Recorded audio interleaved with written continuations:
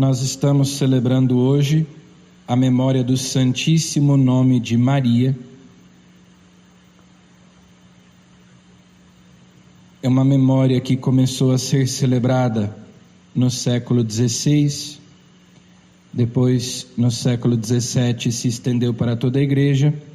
É uma memória facultativa, mas nós que celebramos lá no começo do ano o Santíssimo Nome de Jesus, hoje celebramos o Santíssimo Nome de Maria, lembrando que no dia 8 celebramos o nascimento de Nossa Senhora. E na Bíblia nós sabemos que o nome significa um pouco daquilo que é a identidade e a missão da pessoa. Por isso, muitas vezes, Deus muda o nome daqueles que Ele escolhe para significar uma nova identidade, uma nova missão. Então, assim como foi dito a Nossa Senhora que o seu filho deveria se chamar Jesus, que significa Deus salva, Deus Salvador, porque Ele vinha para salvar o seu povo dos seus pecados. Então Nossa Senhora recebeu de Santana e São Joaquim o nome de Maria, em hebraico Miriam, que era o nome da irmã de Moisés, aquela que canta o seu cântico quando da libertação do povo de Deus no Êxodo. Ela está ali ao lado de Moisés e Arão. Jesus é o novo Moisés e ao seu lado está a Virgem Maria. Algumas etimologias antigas sugerem que o nome Maria signifique estrela do mar, aquela estrela que no céu orienta os navegantes que se conduzem pelas estrelas. Hoje em dia existe GPS, existem outros aparelhos modernos, mas no passado os navegantes se orientavam pelas estrelas. Então Nossa Senhora é essa estrela no firmamento que serve de guia, de orientação para nós que atravessamos o mar revolto. E nós invocamos o Santíssimo Nome de Maria, assim como invocamos o Santíssimo Nome de Jesus, claro, como São Paulo diz, que Deus deu a ele o nome que está acima de todo nome. Nenhum outro nome foi dado aos homens pelo qual devamos ser salvos, o nome de Jesus. No entanto, Ele nos entregou Maria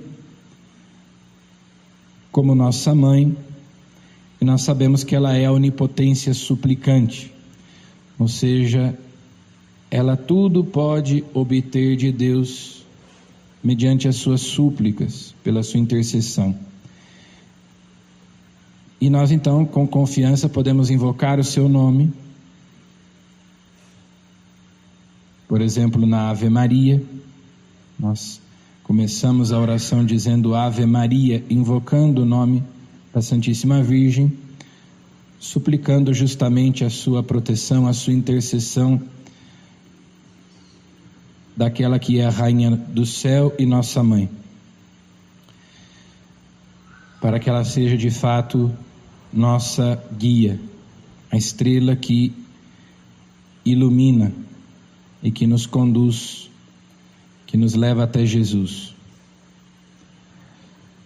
São Paulo, na primeira leitura de hoje, nos fala do perigo das superstições, e ele fala com os coríntios, que era um povo que antes tinha sido pagão, uma comunidade composta de pagãos que se converteram à fé cristã, mas que às vezes conservavam algo de paganismo, uma espécie de sincretismo, ainda algumas práticas supersticiosas, e ele fala aqui em relação às carnes sacrificadas aos ídolos, que eram vendidas no mercado. As pessoas compravam essas carnes, mas eram carnes que tinham sido imoladas, sacrificadas aos falsos deuses. E São Paulo diz: só há um Deus verdadeiro. Esses deuses são ouro e prata, esses deuses são um nada. Mas aqueles que têm a consciência fraca podem ficar escandalizados, ou então se perderem nessas práticas. Depois São Paulo vai dizer: não quero que tenhais comunhão com os demônios. Então, São Paulo chama a atenção dos coríntios para, tendo abraçado a fé em Jesus Cristo, não continuarem com práticas que são incompatíveis com a fé cristã, que no final das contas são um pecado contra o primeiro mandamento, no qual Deus diz: não terás outros deuses além de mim. Amar a Deus sobre todas as coisas.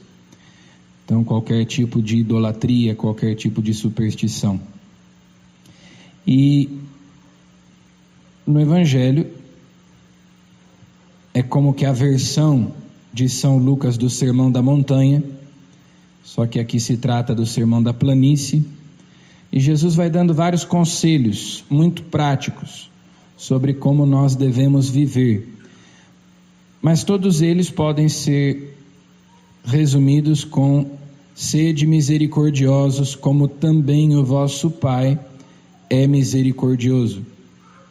O que desejais que os outros vos façam, fazei também vós a eles. Então, tudo isso que Jesus fala sobre as ofensas, perdoar as ofensas, sobre amarmos não só aqueles que nos amam, tem a ver com sermos misericordiosos, como também o nosso Pai é misericordioso. Amarmos como somos amados, perdoarmos como somos perdoados, agirmos com as outras pessoas do mesmo modo como Deus age conosco. E isso, claro, não é possível apenas com o nosso esforço, porque é sobre-humano, é sobrenatural. Jesus está nos pedindo para amar com um amor divino. Portanto, não se trata apenas de uma instrução ou de uma ordem, mas de uma graça que Ele nos oferece. Quanto mais unidos a Cristo, quanto mais a sua graça age em nós, então nós nos tornamos mais parecidos com o nosso Pai do céu, por graça. Isso é obra de Deus que Ele deseja realizar em nós, nos conduzindo à plenitude da vida cristã, que é a perfeição da caridade, a santidade. Vamos pedir a Nossa Senhora, invocar o seu santíssimo nome no dia de hoje, pedindo a graça dessa nossa configuração a Cristo, dessa nossa perfeita conformidade com a vontade de Deus, como a Virgem Maria teve um coração perfeitamente conformado e tem um coração perfeitamente conformado com a vontade de Deus, para nós vivermos de acordo com aquilo que Jesus nos ensina no Evangelho, sendo misericordiosos, como nosso Pai é misericordioso, sendo filhos de Deus. Amém.